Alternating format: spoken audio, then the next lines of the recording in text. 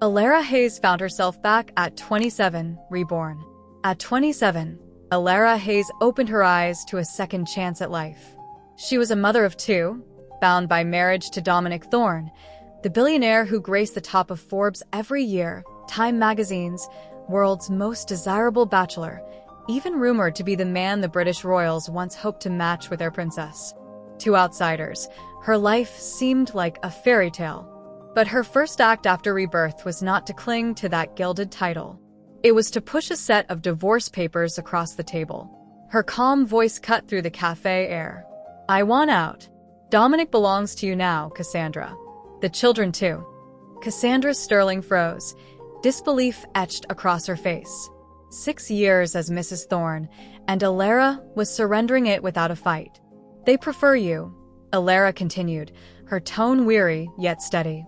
"So let them have you. Just get Dominic to sign, and when the waiting period ends, I'll walk away." This time, she would not chain herself to invisibility. She would not be the forgotten wife lingering in the shadows. Cassandra's fingers circled the rim of her cup, brows knitting. "What are you playing at, Elara?" "No tricks," came the even reply. "Just exhaustion." "Elara, do you realize how many women would die for your position?" "I do," she said, meeting Cassandra's gaze. "That's why I'm handing it to you." A crack formed in Cassandra's composed mask. She studied the papers, then picked them up with a slow smile. "Since you insist, I'll accept. But know this, anything I claim, I never release." Elara's lips curved faintly. "Then we understand each other. I won't regret it." She had already endured a lifetime of regret. Cassandra stood, moved to another table, and with elegant ease dialed a number. "Dominic, I'm at Blue Mountain Cafe. Come fetch me." From her corner, Elara watched with a bitter smile. Once, her own calls had almost always been answered by Dominic's assistant. Yet within 20 minutes, Dominic appeared at the cafe entrance. Tall, lean, impeccable in a tailored black suit. The children spotted Cassandra first. 6-year-old Leo and 4-year-old Mia rushed to her, voices full of joy. "Auntie Cassie." Mia squealed, nuzzling against her. Dominic set a cake box before Cassandra. "Your favorite matcha.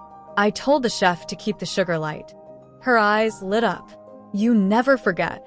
Elara dug her nails into her palm.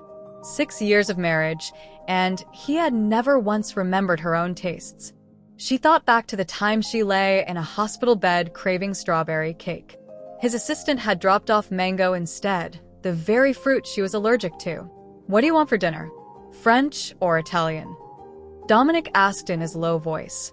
Before answering, Cassandra slipped the divorce papers toward him. "Actually, there's a document I'd like you to sign. I've been eyeing a villa, but funds are tight." Dominic scrawled his signature without hesitation. "Why bother with formality between us?" Leo's eyes widened. "Auntie Cassie, are you getting a new house?" "Dad, can we live next door?" "Mia and I want to stay with her, not just Mom." Dominic frowned briefly, then softened at their pleading looks. "Fine. I'll buy one nearby." "No need," Cassandra interjected smoothly. "I'll keep rooms ready for Leo, Mia, and you too. Visit anytime." The children cheered, clinging to her. Mia pressed a kiss to Cassandra's cheek. "Auntie Cassie is way better than Mom." Elara's chest tightened, the pain sharp and suffocating. Dominic's lips curved into a smile he had never once given her. Unable to endure more, she gathered her bag and left. Outside, memories surged. In her last life, she had spent decades in a marriage arranged for business. She bore 2 children, lived until 62, but never once tasted true happiness. Because his heart had never belonged to her. It had always remained with Cassandra Sterling, the childhood sweetheart who had left him once, only for him to fill the void with pride and duty instead of love. As a teenager, Elara had adored Dominic Thorne. He seemed untouchable, a man of stature and grace, the kind every young woman in the city longed to marry. When their engagement was announced, she thought herself the luckiest woman alive. But marriage revealed a harsher truth. No matter how much affection she poured into him, Dominic's heart remained cold, his presence distant. When Cassandra returned, it became unbearable. He never spoke of divorce, but his gaze followed Cassandra as if Elara were invisible. Even the children grew attached to Cassandra, inch by inch drifting away from their own mother. In her final years of her past life, illness struck. Alzheimer's stole her mind, and Dominic sent her away under the pretense of quiet recovery. Alone in the cavernous mansion, she lived forgotten. On her birthday, she called him and the children, her hands trembling. They were in the Maldives with Cassandra.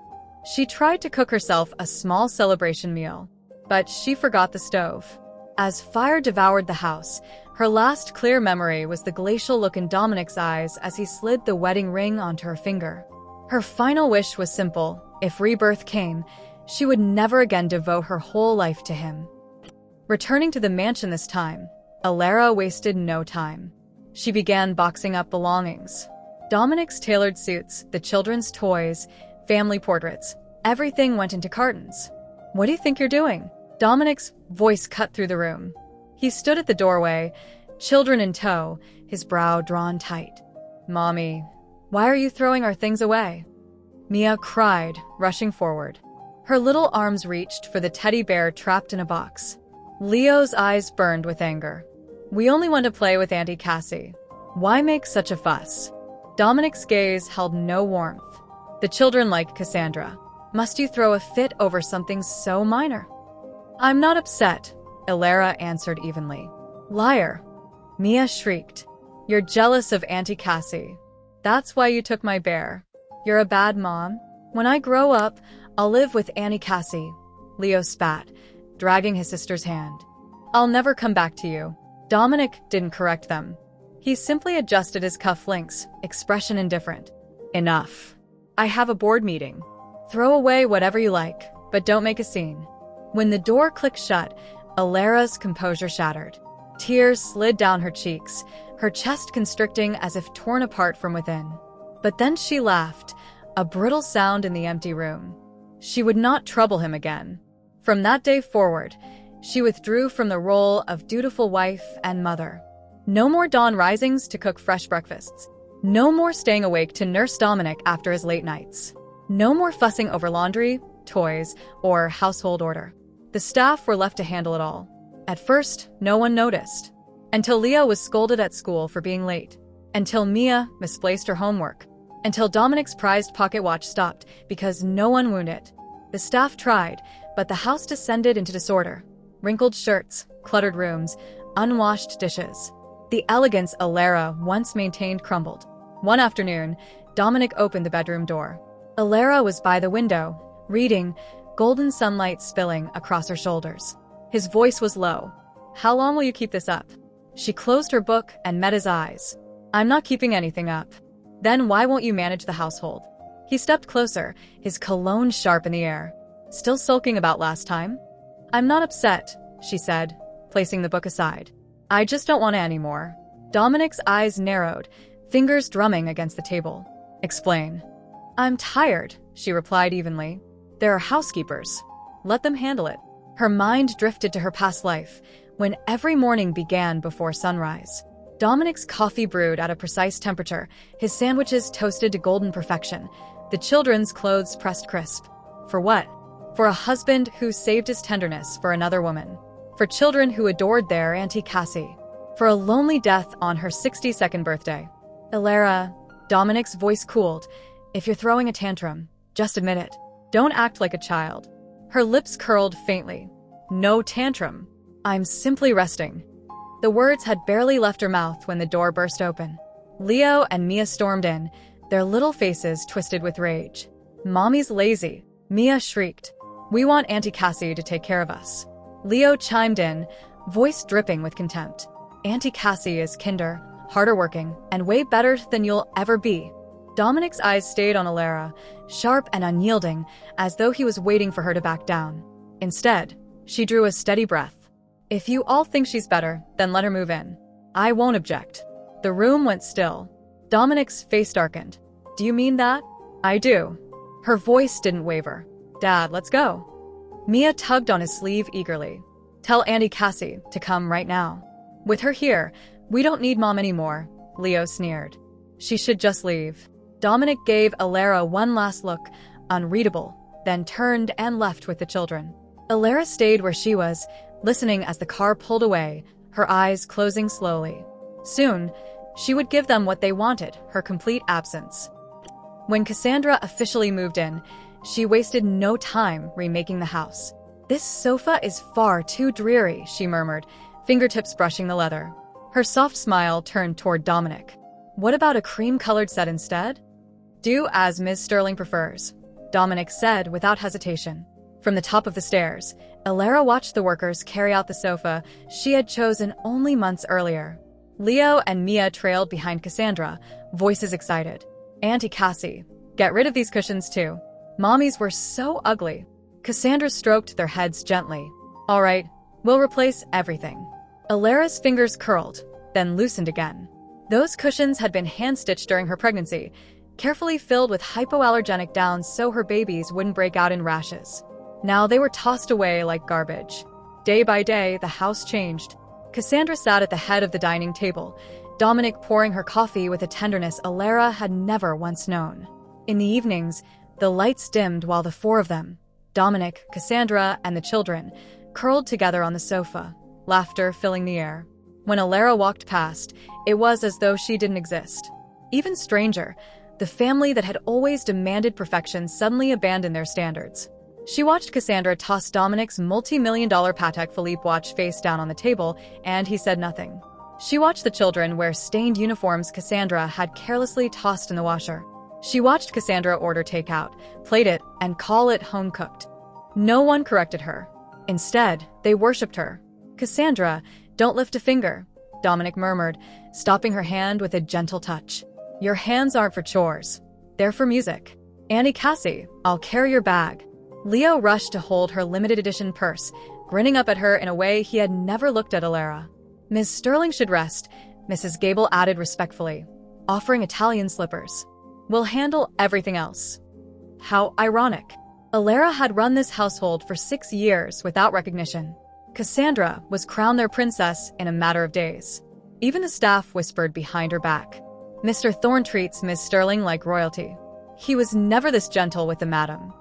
The children adore her too. "I won't be surprised when she officially becomes mistress of the house." Elara said nothing. Her heart was already numb. She packed her things quietly, preparing for the end. Until one afternoon, her phone rang frantically. "Mrs. Hayes, the young master and young lady had an allergic reaction at school. They've been rushed to the hospital."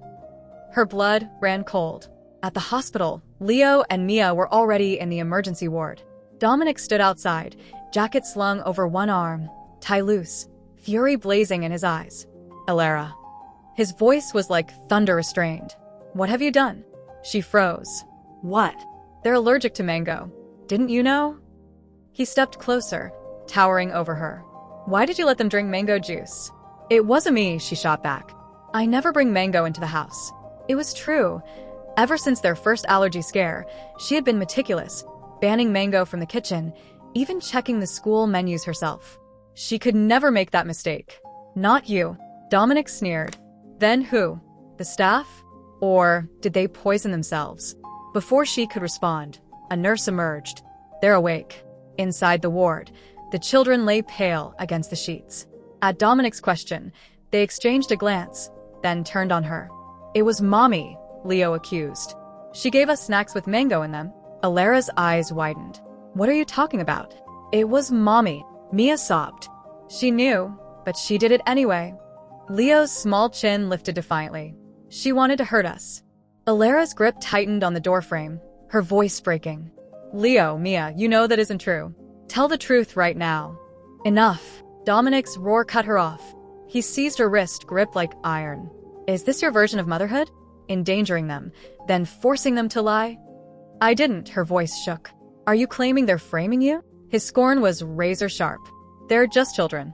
If you can't even take responsibility for this, do you deserve to be their mother?" The children broke into tears. Dominic instantly let go of her and pulled them close, murmuring comfort while Elara stood there, hollow with disbelief. The children cried even harder, their little faces flushed. "Daddy," Mia sobbed.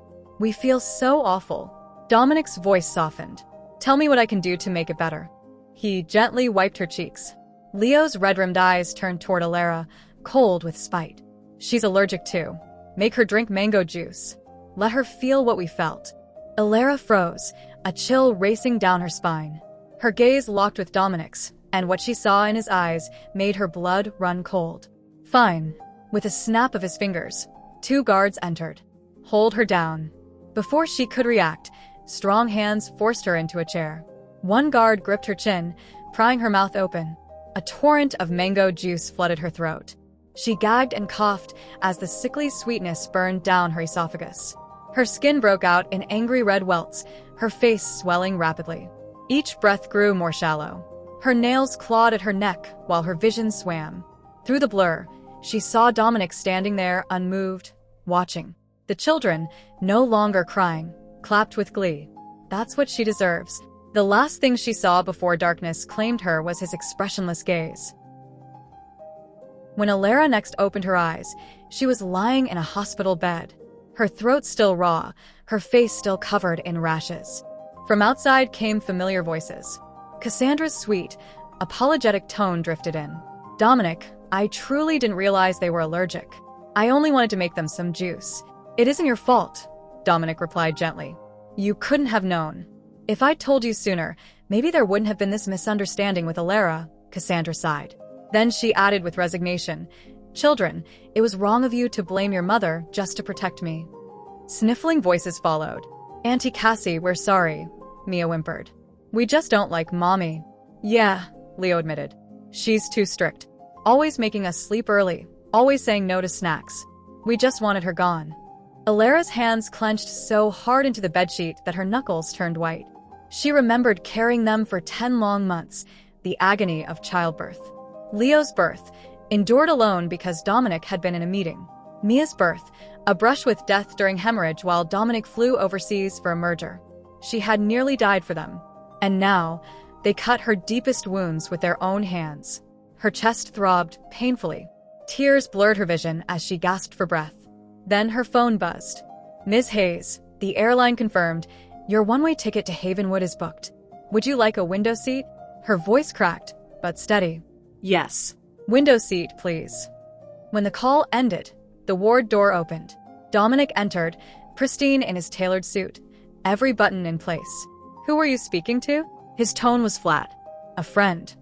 She set her phone aside. He didn't question further. Instead, he said calmly, the other day was a mistake. Cassandra gave them the juice. She didn't know. Let's forget it. Her heart constricted, as if crushed by an iron fist. When he believed it was her, he wanted her dead. But when it was Cassandra, it became nothing more than an excusable oversight. Her lips parted to cry out, to demand justice. But exhaustion weighed heavier than rage. Only a faint, toneless escaped. For the first time, she didn't fight back. The grievances of years, once sharp as blades, dissolved into a hollow smile. So this was the difference between love and indifference. Dominic studied her briefly, puzzled by her quiet acceptance. The children will be at camp next week. Cassandra and I will go with them. You should return home. I understand, she murmured. Unsatisfied, but distracted by a ringing phone, he left. When the door closed, Elara's fists unclenched, revealing crescents of blood in her palms. Days passed. Her phone buzzed relentlessly with Cassandra's updates, photos, videos, snapshots of family joy. In one clip, Leo and Mia introduced Cassandra to classmates. This is our mommy. Gasps of admiration followed. Your mom is so pretty. With parents like yours, you must be so lucky, a classmate asked innocently. Then who picks you up from school? The children froze, then answered, Oh, just the housekeeper. Elara's hand shook, the glass slipping from her grip and shattering. She sank to the floor, laughing bitterly. So, in their eyes, that was all she had ever been, a servant. But not for much longer. This housekeeper was done. Soon, their chosen mother could handle it all. A week later, Mrs. Gable returned with Leo and Mia. The children burst into the house, running straight for the kitchen with barely contained glee. Mommy, Mia squealed. Guess what? Aunt Cassie twisted her ankle at the school sports day, and Daddy was so worried about her. Leo chimed in eagerly. He even booked the whole hospital just for her treatment. He pushed back company meetings just to stay with her. Elara stood at the counter, sliding oven mitts onto her hands. Her movements were steady, her silence unbroken, though every word stabbed at her like a blade. "Are you even listening?" Mia stomped her foot, indignant. "Daddy treats Aunt Cassie way better than he ever treated you." The oven timer cut her off with a sharp ding. The rich smell of cake filled the air, and both children's faces lit up instantly. "It's cake." Leo stretched on tiptoe. "I want some." Elara pulled out the tray, frowning at the edges, which had baked too long. Without hesitation, she tossed the entire cake into the trash. Mia let out a shriek. "Why did you do that?" "It was burnt." "You can't eat it," Elara said flatly. "You're lying." Leo kicked at the trash can, his eyes blazing. "You did it on purpose. You're still mad about last time. You're a terrible mother." Mia's face went red. "We don't want a mommy like you." Elara slipped off her mitts, her chest tightening. She looked at the children she had nearly died to bring into this world, and all she felt was a cold distance. "Fine," she whispered. "I don't want children like you either." Her words landed like stones. "From now on, ask Cassandra Sterling to play mommy." She turned toward the stairs, but their furious screams followed her. "We hate you. We'll hate you forever." Her foot touched the third step when a violent shove sent her tumbling. "Die." The world blurred as she crashed down, pain exploding in every bone. Warm blood streamed across her forehead, blinding her sight. At the top of the stairs, her children stood grinning, their small faces twisted with cruelty. "Serves you right." Mia clapped her hands. "That's what you get for throwing away cake." Leo sneered. Elara tried to push herself up, blood dripping onto the floorboards.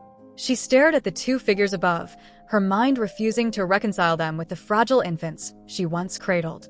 The front door burst open. "What's happening here?" Dominic's voice rang through the hall, with Cassandra close behind. All three froze at the sight. "Daddy." In an instant, the children ran to him, tears spilling on cue. Mommy threw out the cake and said she doesn't want us anymore.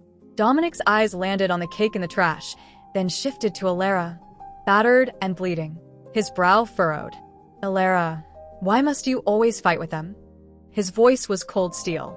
What kind of mother says such things to her own children? Elara dragged herself against the wall, rising slowly, blood staining her collar. And then, to his surprise, she laughed. "When have I ever been a mother in your eyes?" Her voice rasped. "Haven't I always been nothing more than a womb for your children?" Dominic's gaze sharpened. "If Cassandra is the wife you want, and the children only see her as their mother," she continued, wiping blood from her face, "then I'll give you the family of for you so clearly desire." The air turned frigid. Dominic's expression twisted, as though seeing her anew. "Don't forget," he said, his voice low and cutting, "our marriage was an alliance. There was never love between us. What more do you want, love? That I cannot give you." Elara's laughter broke into sobs, tears streaking her bloody face. He was right. She had been foolish to think she could reach a man like him. Someone else had already pulled him from his pedestal, but that someone was not her. "Dominic, enough?" Cassandra slipped her hand through his arm, speaking softly. "The children are frightened. Let's take them upstairs." After one last unreadable glance at Elara, Dominic scooped up both children and walked away with Cassandra. Elara remained where she was, blood dripping steadily, watching their backs disappear. For the first time, regret crushed her completely. Regret for marrying Dominic. Regret for ever giving birth to those two children. In this lifetime, she swore she would never repeat her past mistakes. From this point forward, her life would belong to her alone. 3 days later came Leo's birthday, celebrated in the city's most extravagant hotel. Crystal chandeliers glittered overhead, their light refracted across a champagne tower that sparkled at the heart of the ballroom. As always, Dominic spared no expense, renting out the entire floor for his son's grand celebration. Elara remained at the edges of the crowd, her gaze falling on Leo and Mia. They clung to Cassandra's hands, circling her like adoring little birds, deliberately pretending their real mother did not exist. Not far away, Dominic lifted a champagne glass with practiced grace. His eyes often wandered to Cassandra, carrying a warmth Elara had never once received from him. "Mr. Thorne still hasn't changed. Look at the way he dotes on Miss Sterling," one guest whispered. "Exactly. Even the children take after him. All their attention fixed on her." The hushed conversations carried clearly to Elara. I was in college with them. A man in a suit confided to those nearby.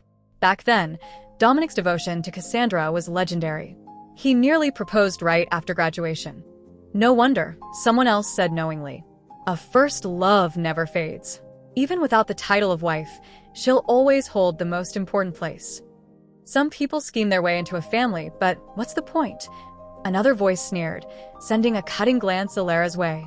Even with children, they can't capture a husband's heart. In the end, it's nothing but a lonely life. Elara listened in silence. The words settled on her like frost, heavy but no longer capable of piercing her. With steady breaths, she turned and walked toward the elevator. Just as the doors were about to close, a manicured hand stopped them. Cassandra stepped in gracefully, heels clicking against the floor. Her painted lips curved in satisfaction. The waiting period ends in 3 days, she said softly, her eyes meeting Elara's. You'll leave, just as you promised, won't you? Elara pressed the button for the first floor. Of course. No one wants to walk away more than I do. Cassandra's smile deepened. Good. I'll take care of this family in your place. Anyway, Dominic and the children never liked you. In time, they'll forget you completely. The elevator began its descent. Elara gave no reply. Then, a deafening crash shook the cabin and the lights went out. Ah! Cassandra screamed, fumbling for her phone. Dominic. Help! The elevator's broken. Elara slammed against the wall, pain bursting through her skull as warmth trickled down her face. It was unclear how much time had passed when the sound of hurried footsteps echoed outside. Is anyone in there? A rescuer called. Quickly. My leg is trapped. Cassandra banged on the door, her voice shrill. Metal screeched as tools pried open the warped doors. A beam of light pierced the darkness.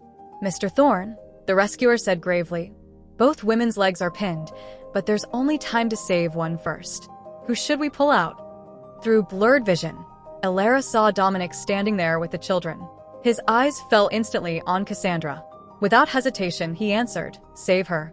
Save Auntie Cassie first. Leo and Mia cried, tugging at the rescuer's sleeve. The rescuer frowned.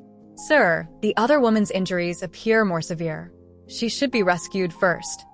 I said, Save Cassandra, Dominic repeated, his tone icy. With a heavy sigh, the rescuers complied, carefully extracting Cassandra. The weakened door groaned under the strain, then, crash. The twisted metal collapsed onto Elara's leg, pain exploding through every nerve. The last image burned into her mind was Dominic carrying Cassandra out, the children smiling in relief. Then, everything went black. When Elara opened her eyes again, harsh white light forced her to squint. The sterile scent of disinfectant filled the air, accompanied by the steady beep of a monitor. You're awake? The doctor asked, leaning over her. 3 broken ribs. Luckily, you were brought in quickly, or it could have been worse. Elara stared at the ceiling, unmoving. The memory replayed relentlessly, Dominic's cold voice choosing Cassandra, his indifference as the door crushed her. She tried to shift, and pain flared through her chest, sharp and consuming. But no tears came. Perhaps she had finally reached the point where even her heart could no longer feel. 3 days later, Dominic arrived at the hospital to take her home. He appeared in the doorway in his tailored suit, his eyes lingering on the bandages wrapped across her chest. For a long moment, he said nothing. Then, with detached calm, he spoke. Cassandra still needs her legs for dancing.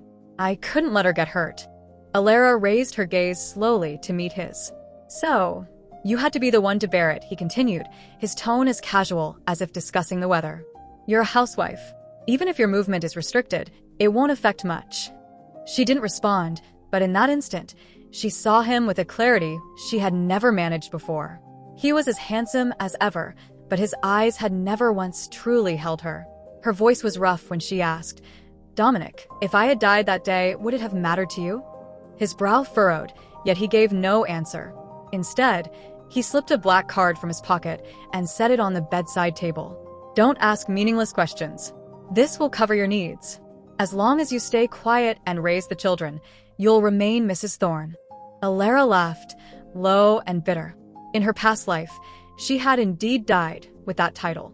But what did it matter?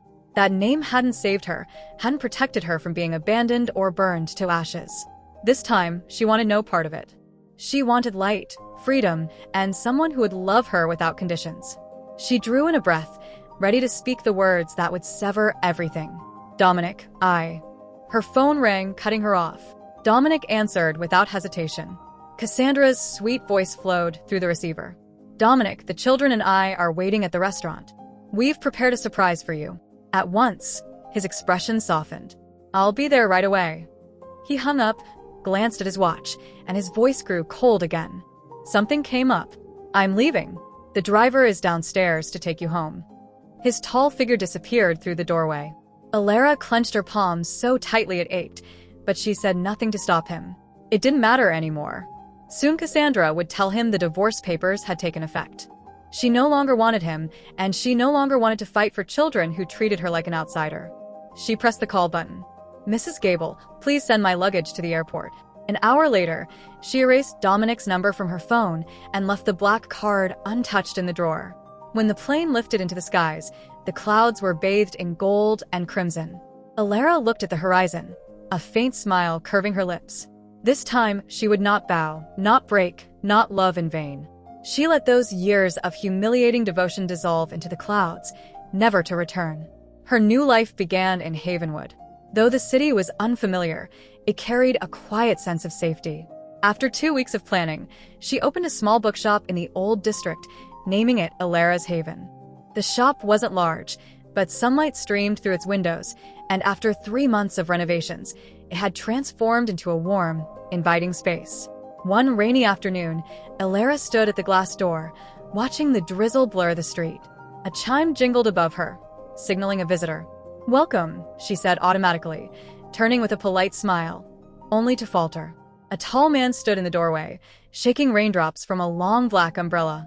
In his arms was a little girl, 5 or 6 years old, with twin braids and timid eyes peeking out from his embrace. "Excuse me," the man asked in a gentle voice as he folded the umbrella. "Do you have picture books for her age?" Elara's breath caught as she saw his face clearly. Elegant features, gold-rimmed glasses, and a quiet smile in his eyes. She froze. Julian Vance? Recognition flickered across his face. He studied her, then his lips curved. Elara Hayes? Memories surged back.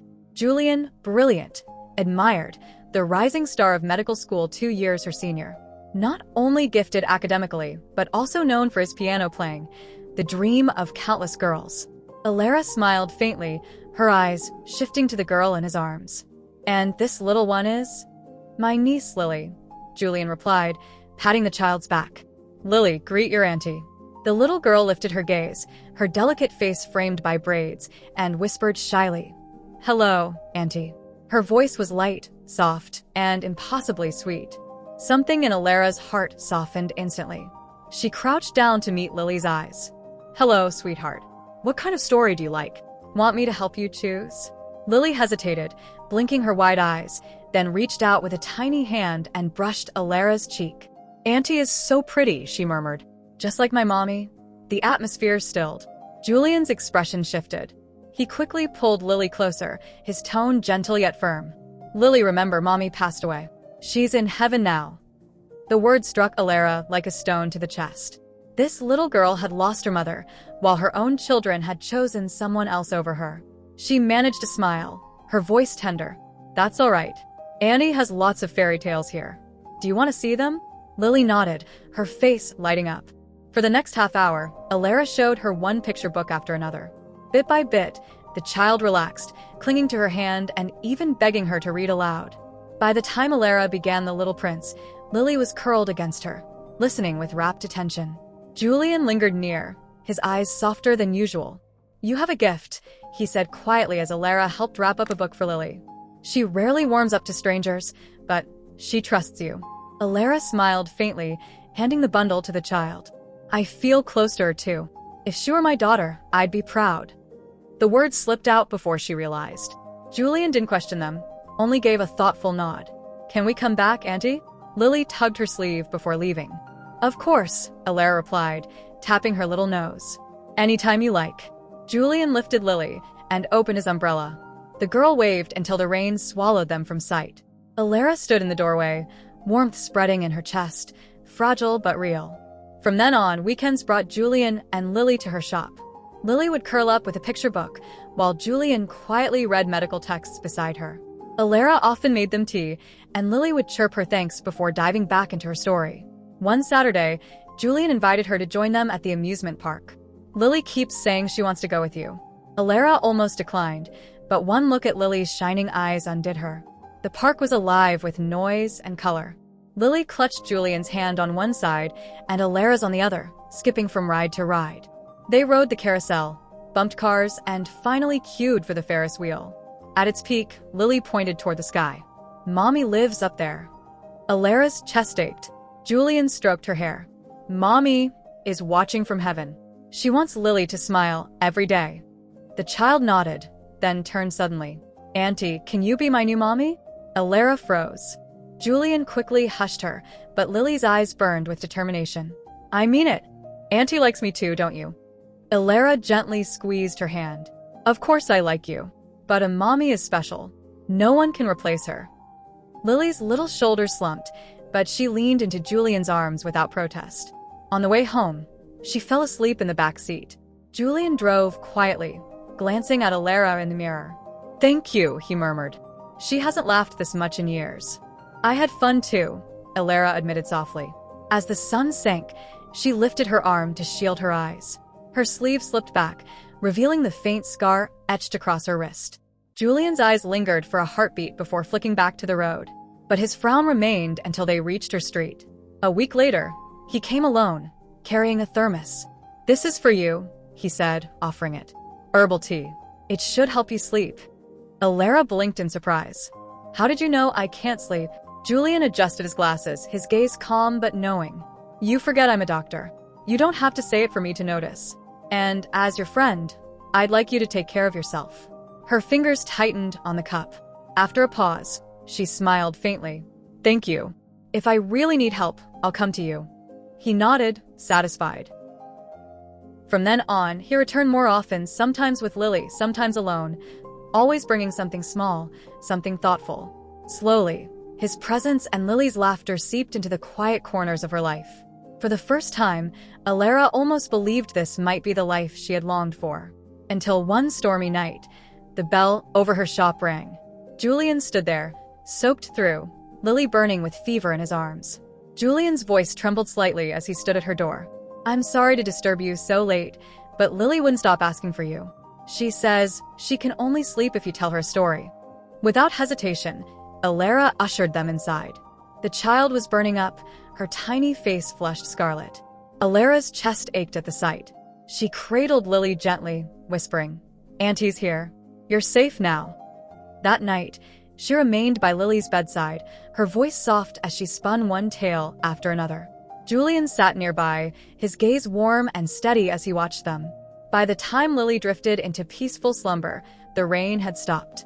Pale moonlight filtered through the curtains, stretching across the floor like a silver ribbon. "Thank you," Julian murmured. Elara shook her head, about to rise, but her legs had gone numb. She nearly stumbled, only for Julian to catch her at the last second. For a brief moment, they were too close, both turning away quickly, cheeks warm with unspoken tension.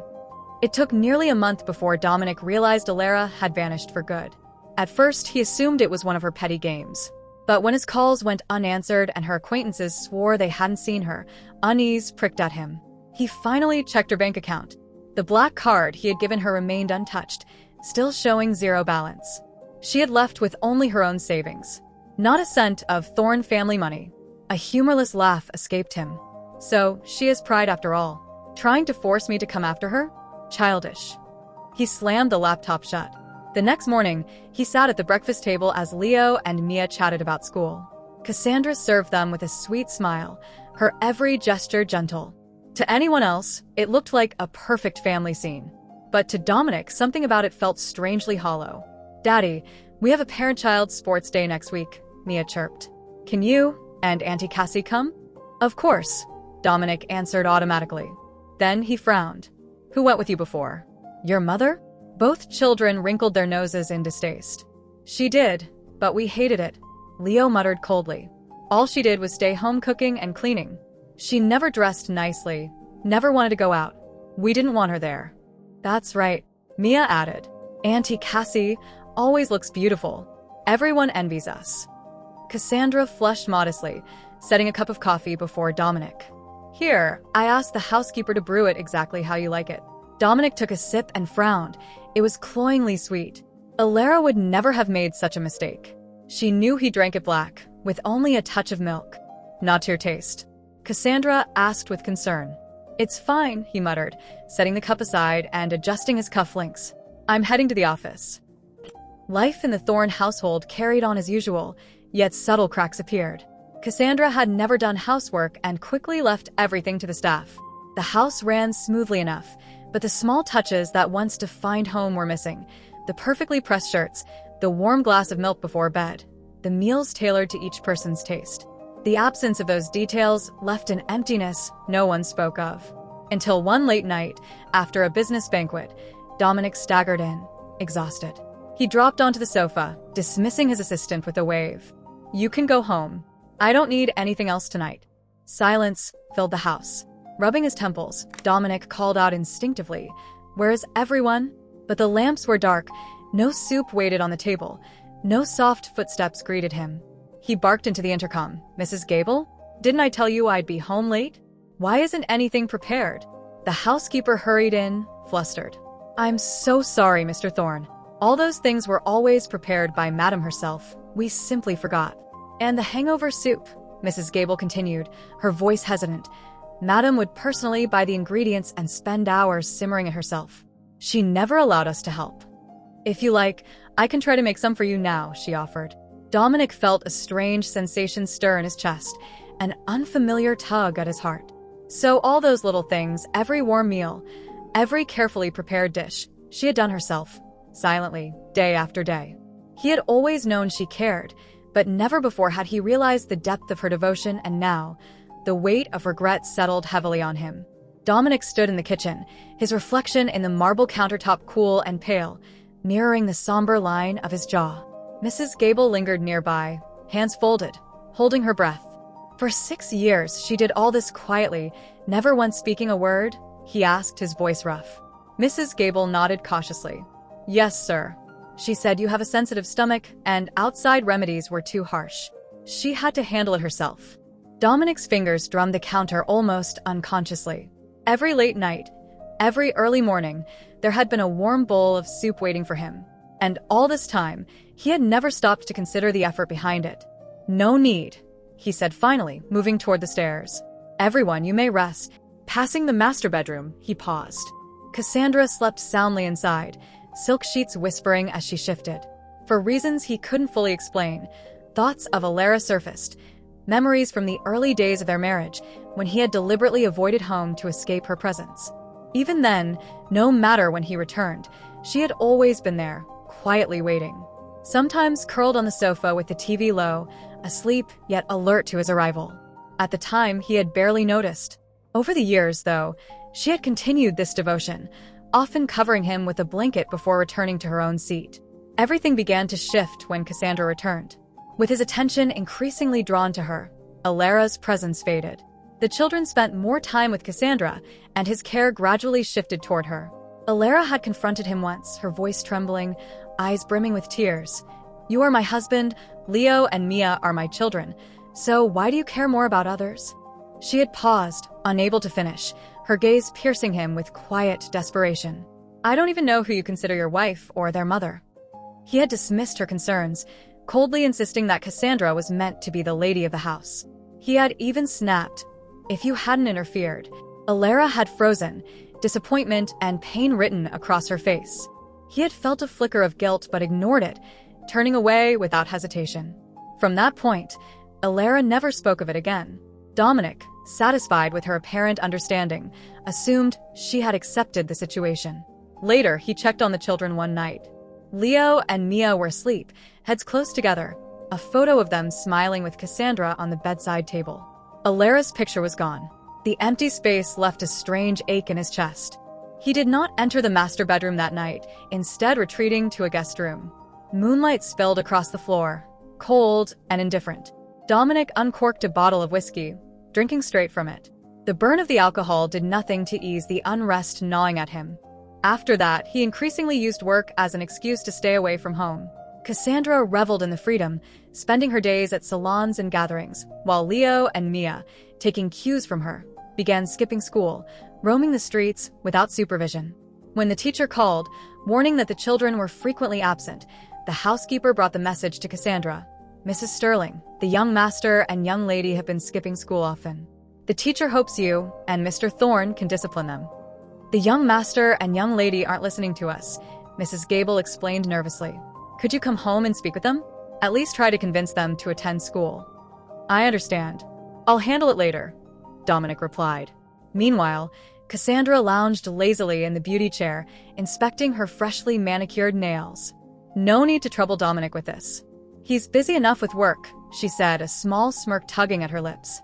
Her friend beside her teased. Are you actually going to deal with those kids? I mean, it's great you married a millionaire, but the children must be such a hassle. Cassandra yawned, eyes glinting with a calculating light. Who said I'm going to deal with them? I'd rather let them fail on their own. That way, my children won't have any competition for the inheritance. She made another call, this time to the children's homeroom teacher. Hello, the kids have some family matters to attend to, so they won't be coming to school. Don't worry too much, they don't need to be too focused on studies. Their father's busy, so if anything comes up, call me directly. Please don't tell him. After hanging up, she leaned back, satisfied. Later that evening, she returned home after her treatments. The living room was a mess from the children's play. Leo and Mia ran up, eager for attention. Auntie Cassie, you're back. We missed you so much. But instead of the warm, doting response they expected, Cassandra's face remained cold. Go play by yourselves. I'm busy, she snapped. Leo, disappointed, threw down his toy. No. Play with us. Cassandra's expression hardened, eyes sharp and unforgiving. What did you say? Don't forget, you'll soon have a stepmother who's the lady of this house. Your father doesn't care for your useless mother, and soon he may start feeling the same about you. The children froze, huddling together in fear. Cassandra gave them a final warning glare before walking away. From that day on, under her direction, the household staff stopped taking the children seriously. Meals were no longer carefully prepared. School attendance became optional. The kids ate leftovers after Cassandra had finished her own meals. The summer sun blazed outside. Leo and Mia lay on the game room carpet, playing with Legos while keeping wary eyes on Cassandra. Auntie Cassie, can we go get ice cream? You promised last week, Mia asked timidly. Cassandra didn't even look up. I'm busy. Can't you see? But Leo tried. You said last week. Stop being so annoying. Cassandra snapped, turning suddenly. Lipstick left a streak across her mouth as she scolded. All you do is eat. Look at how fat you've gotten. The children shrank, cowering in silence. They remembered the harsh punishments the last time they cried. Cassandra's warmth and patience had vanished, replaced by relentless irritation. Go to your rooms. You annoy me, she barked, taking a wet wipe to clean her mouth. That evening, Dominic returned unexpectedly early. The children were asleep, and Cassandra, in a silk nightgown, greeted him with a soft coo, perfumed and meticulous as ever. Finally done with work? Willing to come home for once? She teased, taking his briefcase. There were some issues at the merger, but I'll be home more regularly now, Dominic said, loosening his tie. Where are the children? I haven't seen them all day. They're asleep. Don't worry, I've taken great care of them, Cassandra replied, linking her arm through his. By the way, there's a gala tomorrow, and I need a matching necklace. Dominic barely listened, nodding absently. Pick one yourself. Use my card. At breakfast the next morning, Leo and Mia were unusually quiet. Dominic noticed they had lost weight, their faces sharper. Are you feeling unwell? He asked. And no. Leo stammered, shaking his head. Cassandra appeared, offering a fruit plate and soft words. Don't worry, Dominic. They're fine. She patted Leo's head affectionately. After Dominic left for work, Cassandra's true demeanor returned. She snatched the milk cup from Mia, scolding, Hurry up. Don't want to be late. Go to school and behave, or don't blame me for being unkind, she threatened, causing Mia to choke on her bread. Face flushed red. Useless. Cassandra muttered. Just like your pathetic mother. Meanwhile, at his office, Dominic's phone buzzed. Mrs. Gable reported, Mr. Thorne, young master has a fever, 103.1 degrees Fahrenheit. We're very worried. Did you call a doctor? He demanded. Yes, but Miss Sterling said it wasn't urgent. She went to a party instead, Mrs. Gable admitted. Dominic's expression darkened. He rushed home through the rain, finding Leo trembling under the floor, the doctor's face grave. How did it get this bad? Dominic asked, chest tightening. The doctor shook his head. 4 hours too late. Could have caused pneumonia. The child is constitutionally weak. He should have been treated sooner. Dominic's mind raced, remembering how Elara would have noticed the slightest sign of illness without even using a thermometer. Where's Cassandra? Why hasn't she been here? He demanded.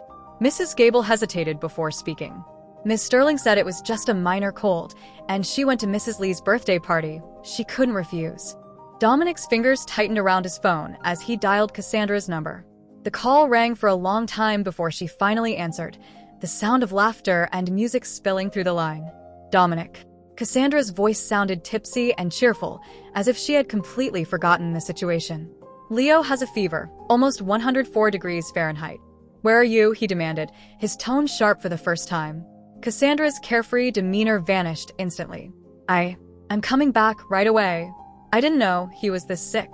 I'm so sorry. An hour later, Cassandra arrived, still in her evening gown, her makeup flawless, but her eyes red. She rushed to Dominic, pleading, Dominic, I truly didn't know he was so ill.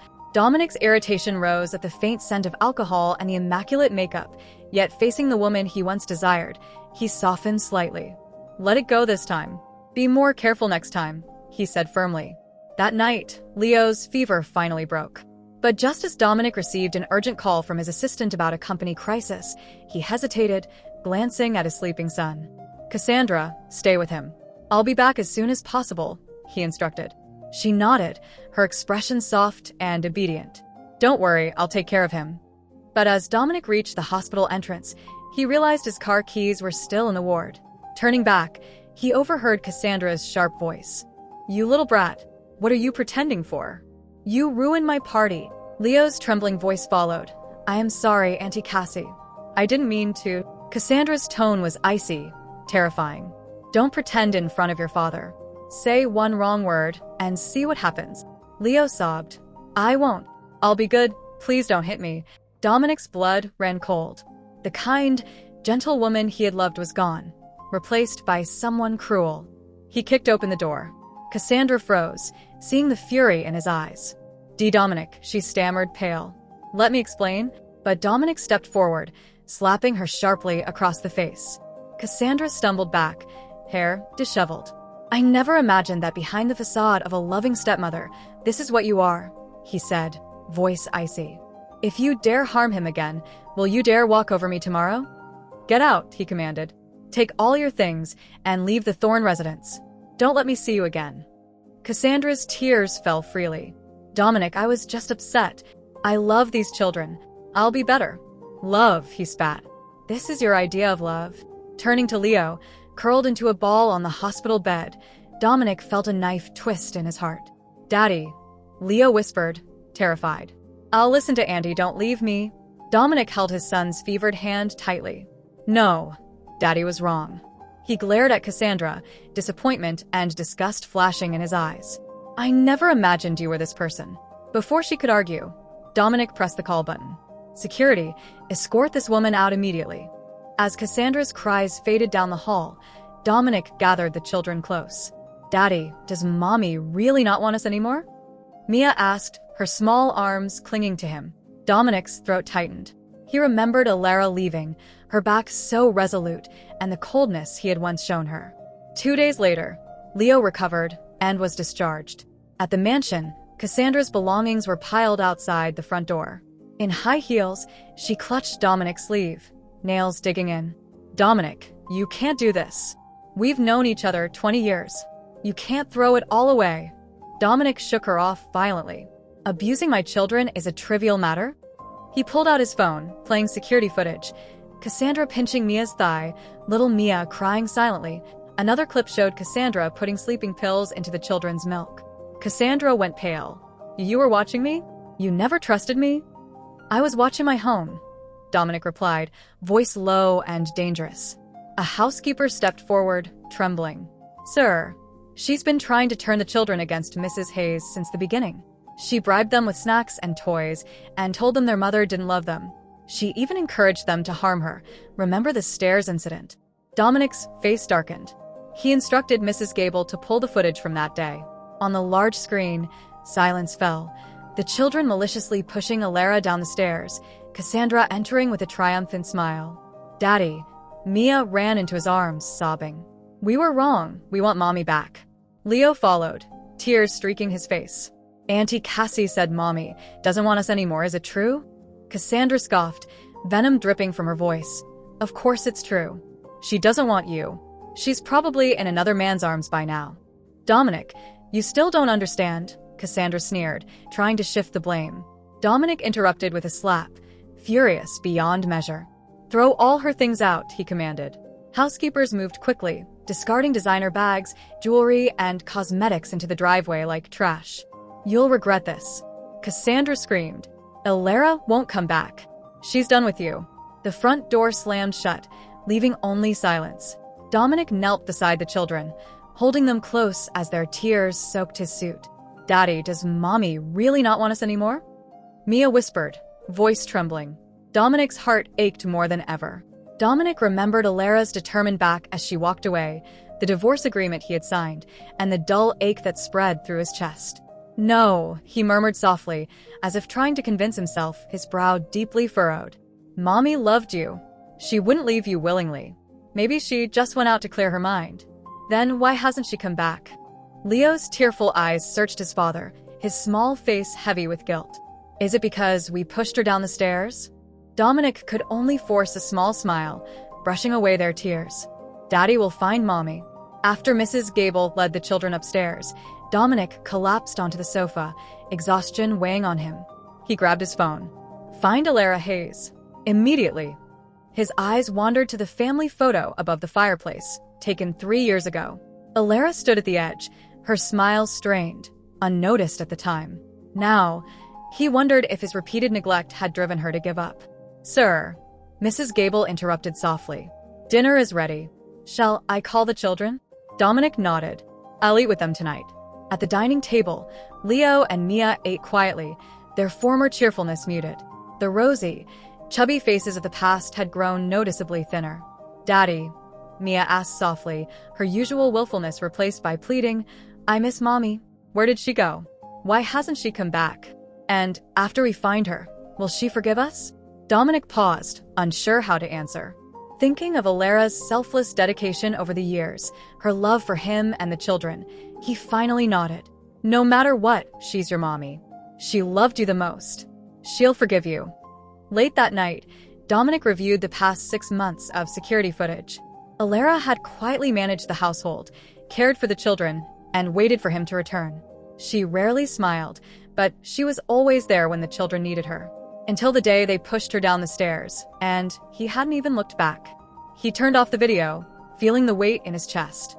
Once he found her, he would treat her well. Standing by the floor-to-ceiling window, he tapped his desk, scattered with photos his assistant had just delivered. Each one stabbed at him. "Are you certain it's her?" he asked, voice low. "Absolutely, sir." Mrs. Hayes opened a bookstore in Havenwood. "Business is doing well. These were taken last week," his assistant replied, sweat on his brow. The photos showed Elara at the entrance of Elara's Haven. Sunlight dappled across her simple linen dress, hair shorter than before. She bent down to speak to a little girl, her eyes soft. But a man stood beside her, tall, refined, gold-rimmed glasses, a gentle gaze fixed on Elara. He held the little girl in his arms, creating a scene of harmony that made Dominic's chest tighten. "Who is that man?" Dominic demanded, pressing a finger over the man's face in the photo. "That's Julian Vance, her college senior. The girl is his late sister's child. They reconnected in Havenwood, nothing more," the assistant explained. "Enough," Dominic interrupted, bitterness flaring. How could Elara appear so tender with another man? That tenderness was his alone. The study door burst open. Mia and Leo ran in, barefoot, tears streaking their faces. "Daddy." Mia clung to his leg. "Mrs. Gable said they found Mommy. Is it true?" Dominic bent down, holding her, eyes on Elara's smiling image in the photos. 3 months had passed, and she hadn't contacted the children once, yet she could smile so happily with someone else's child. Can we go find Mommy? Leo tugged at his suit jacket. We miss her. His heart twisted at the child's words. He looked at the photograph of the trio and finally sneered. Prepare the jet, he told his assistant, gently wiping Mia's tears. We're bringing Mommy home. He refused to believe Elara genuinely cared for another. She had loved him too much to abandon the children. Meanwhile, at the clay canvas studio in Havenwood, Elara molded clay with focused attention. Little Lily lay beside her, her face streaked with mud. Auntie Elara, look. I made a bunny. Elara leaned in, smearing a bit of clay on Lily's nose. It's a bunny, but shouldn't it have a round nose?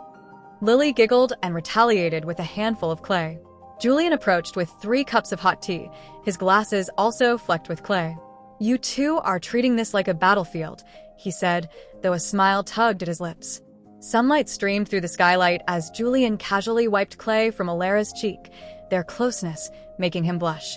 Lily giggled at the scene, then looked up at Elara. Auntie Elara, I'm so happy. I wish I could stay with Uncle and you forever. Elara's heart stirred. She met Julian's gentle gaze, a hint of anticipation in his eyes, making her pulse quicken. But then she thought of Dominic and the children. Her smile faded, and she remained silent. Lily. Julian gently broke the silence, sliding a small, hand-shaped clay bowl toward his niece. Look at this. Do you like it? Lily's attention was diverted, and her earlier question forgotten. Elara lowered her gaze, her fingers tracing the rough surface of the clay. A warmth spread through her chest, mingled with an ineffable bitterness.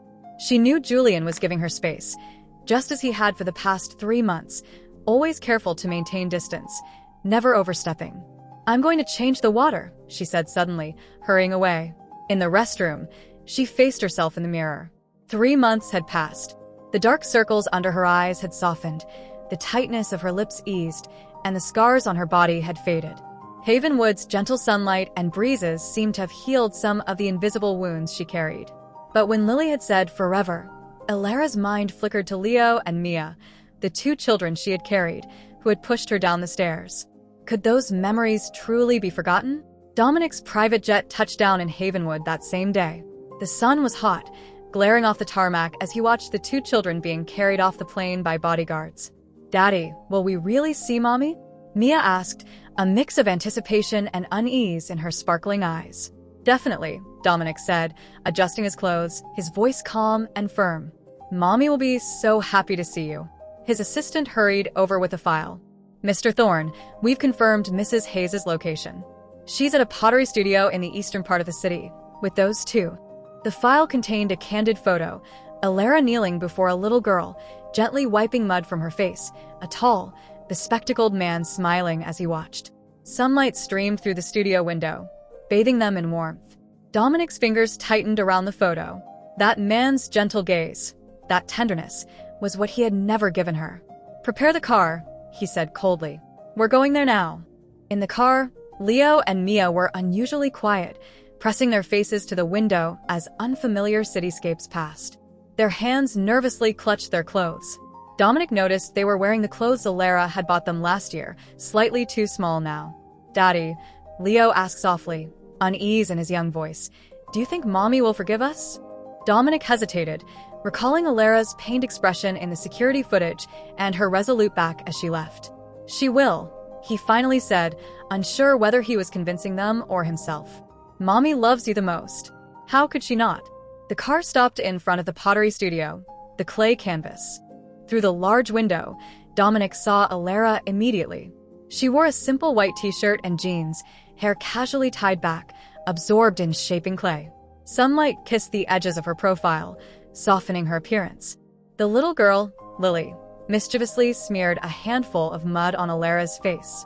To Dominic's surprise, Elara didn't scold her. She laughed, smearing it back. Her joy was pure, a smile Dominic hadn't seen in years. Mommy! Mia suddenly broke free from the bodyguard and rushed toward the studio. Dominic had no time to stop her. He followed swiftly.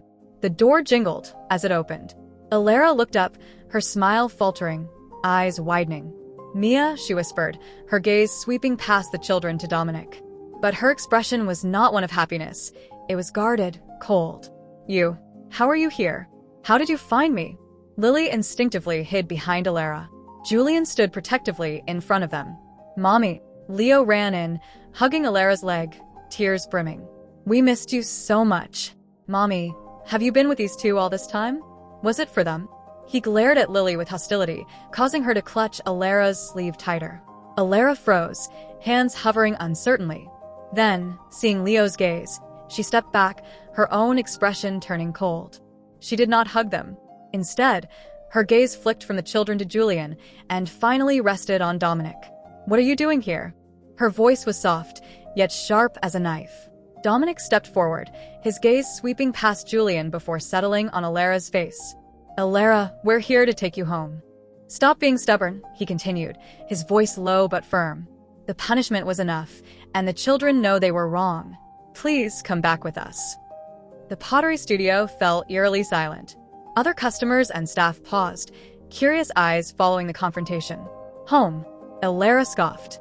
"Mommy, come home with us."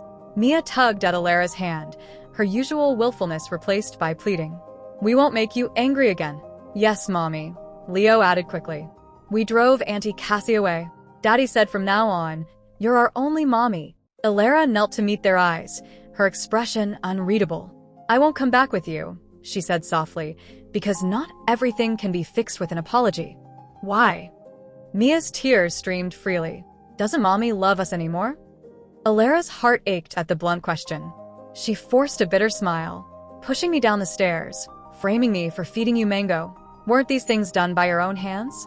Not wanting me as your mother, only wanting Cassandra. Weren't those your words? I may not have been perfect, but I always tried to love and care for you. And yet, this is what I got in return." The children were too ashamed to speak, but Leo's voice trembled as he pleaded again. "Mommy, we were ignorant before. I know I was wrong. Please forgive us, okay?" Before Elara could respond, Lily's small voice broke through timidly. "Auntie Elara." The little girl gripped Elara's sleeve, tears welling in her eyes. "Are you leaving?" Julian bent down, lifting his niece gently. "Lily, don't be scared. Auntie won't leave you. Wherever she chooses to go, we must respect her choice. And even if she isn't here, she'll still come to play." Dominic's rage flared at the sight. How dare this stranger speak so intimately, stand so close to her as if they were family? Elara's eyes hardened, her voice low. "I'm stubborn, you say they need me? When they pushed me down the stairs, did they need me? When they said they hated me in front of everyone, did they need me? When they called Cassandra Mommy, did they need me?" Each question landed like a slap, leaving Dominic speechless. The children clung tighter, crying. "We were wrong. Mommy," Mia sobbed. "We'll only love you from now on and we'll never hurt you again." Elara's eyes glistened with tears, but her stance remained firm. Julian silently offered a tissue, further enraging Dominic. "Who do you think you are?" he demanded coldly. "What right do you have to meddle in our family affairs?" Julian adjusted his glasses calmly. "I am Elara Hayes' friend. As for my right," his gaze swept over the tearful children. "I think those who hurt her have no right to ask that question." Dominic clenched his fists, knuckles cracking. Just then, Lily whispered, "Auntie Elara, our bowls aren't finished yet." At the words, Elara's resolve solidified. She turned to Dominic, her voice icy. "Take the children and leave. There's nothing left to say between us." "Mommy," the children cried, clinging to her. Chaos erupted in the studio. Customers hesitated. The owner considered calling the police. Dominic watched, realization dawning. He had assumed the children's presence would soften her heart. He had forgotten. Some wounds couldn't be healed with apologies alone. "Leo, Mia," he said, his voice tight. "Let's go home." "No," Leo shouted, clinging to her. "We want Mommy. You promised you'd bring Mommy home." Elara closed her eyes, tears streaming silently. Julian offered Lily's hand. The little girl grasped it tightly, lending her silent support. "Dominic," Elara said finally, unwavering, cold as ice, "take them away. I cannot forgive what was done to me. If you're here for child support, I will transfer the money. Anything else, don't bring it up again. If you return, I won't hesitate to call the police." Her words hit like a hammer, shattering Dominic's expectations. She would not be swayed. He bent down, scooping up the two children despite their protests, and strode toward the door. One last glance back revealed Elara kneeling with Lily, Julian at her side. The three of them radiated an intimacy he could not breach. Inside the studio, Silence returned. Elara shaped clay in her hands, knuckles white. Lily watched quietly, worry etched on her face. "Auntie Elara," Lily whispered. "You look unhappy." Elara forced a strained smile. "No, Lily. Don't worry about Auntie. Keep working on your little bowl." Julian placed a cup of warm water nearby. "Do you want to rest?" Elara shook her head, eyes fixed on the half-finished clay bowl in her hands. Its wobbly shape mirrored her unsettled heart. She murmured softly, more to herself than him. Thea looked thinner. Sunlight streamed over the workbench, glinting off Lily's small, perfect bowl. "Uncle," Lily said after a moment, her face lighting up. "Let's make a gift for Auntie Elara." Julian gently ruffled his niece's hair. "All right, Lily, what do you want to make?" "A little house," Lily exclaimed, eyes bright. "So Auntie Elara will have a new home." Elara's nose pricked, her heart stirred by the child's innocent words. She looked at Lily, shaping clay with earnest concentration, and at Julian, quietly guiding her. Without realizing it, these two had become a central part of her life. "Lily," she asked softly, "why do you want to make me a house?" "Because Auntie Elara is unhappy. Uncle says a home should be happy, and I want you to be happy too." Elara's eyes welled. Julian awkwardly pushed up his glasses, ear tips pink. Children's innocent words. "Elara, don't be sad." "Thank you both," she said, her voice choked, before breaking into a tearful smile. "Meeting you makes me very happy." Lily threw herself into her arms. "Auntie, let's stay together forever, okay? Like a family." Julian's fingers paused midair, clay slipping between them. Their eyes met, both flushing. "It's okay," Elara said softly, stroking Lily's hair, glancing at Julian. "I'd be honored to be part of your lives." The two faces before her lit up like stars. The dull ache in her chest softened, replaced with a warmth she hadn't felt in years. Havenwood had seen much rain, and business at Elara's haven had slowed, but a Maybach had remained parked outside for days, silent and persistent. Lily bounced in with a crayon drawing. "Auntie Elara, look." She stopped, noticing Elara's expression. "Are you sad again?" the girl asked. Elara forced a smile. "No, Lily." "Is this a little bunny?" "Yes." Lily nodded. Then she pointed to the window. "Is it because those bad people came again?" Julian emerged with a cup of herbal tea, subtly shielding the view. "Should I call the police?" he asked softly, eyes on the luxury car across the street. Elara shook her head. "They'll give up eventually." Rain poured harder. Suddenly, the car door slammed open. Mia, oversized umbrella in hand, stumbled forward, soaked but determined. "Mommy, please open the door. I know you're in there." "Mommy, why won't you talk to me and Leo? Do you not want us anymore?" Elara's fingers clenched the curtain. Julian's hand covered hers, steady and warm. "One last time," she said, voice hardening. "This time, I'll put an end to it." She retrieved her phone and unblocked the number she had long ago. At a nearby coffee shop, she waited quietly. Dominic arrived with the children, their clothes dirty and hair disheveled. "Mommy." Mia rushed forward. Elara subtly stepped aside. "Sit," she said, voice calm. Dominic faltered. "Elara, the children have suffered. Without your care?" "I know," she interrupted, handing over a brown envelope. "These are their growth journals from birth until now. Allergy lists, medication records, everything you need. They're not little anymore. I trust you can take care of them." Dominic's face strained. What do you mean?" "I just want you to come back." Elara didn't answer. She revealed her scars, one on her arm from the broken glass when Leo pushed her down the stairs, one across her leg from being abandoned in the elevator with Cassandra. Leo's face went pale. "Mommy, I didn't mean to." Elara shook her head. "Every one of you said I didn't mean to, but I endured deliberate betrayals too. The mango incident, your words, your choices." "And Dominic," her eyes cut to him, sharp with sarcasm. "Should mine be ignored?" Mia ran forward, sobbing. "We were wrong. Please come back." Elara remained calm. "I once truly loved you. I stayed by Mia's incubator 7 nights. I helped Leo through school struggles, baked your birthday cakes. But love gets used up. When you pushed me down the stairs, said you hated me, and chose Cassandra over me, our bond ended right there. I came today to tell you, I'm not coming back. I've started a new life. I won't be trapped in the past." She rose, leaving the coffee money under the cup, and walked away. Mia's cries rang behind her, but she didn't falter. Across the street, Julian and Lily waited. Lily ran into her arms. "Auntie Elara, are you okay?" Elara hugged her, whispering, "I'm fine. Let's go home." Julian silently put an arm around her shoulder. Together, they walked toward the car, a picture of harmony. Inside, Dominic's voice broke. "Is Mommy really gone for good?" Elara watched Lily skip in a yellow dress, humming, watering flowers. Julian's hands encircled her from behind. "I was thinking," she said, smiling without turning, "about the first time we met, when you brought Lily for picture books." Julian chuckled softly. "I thought then, how could my junior be this beautiful after all this time?" "Smooth talker," she teased, punching his shoulder lightly, laughing. Their laughter startled Lily, who ran up. "Uncle, Auntie Elara, what secrets are you whispering?" Julian picked her up. "I was asking if Auntie would stay with us forever." Lily's eyes sparkled. "Really?" Elara nodded, her heart soft. "If Lily wants me to." I do. Lily cheered. "Uncle, put a ring on Auntie Elara's finger, like on TV." Julian blushed, kneeled with a red velvet box.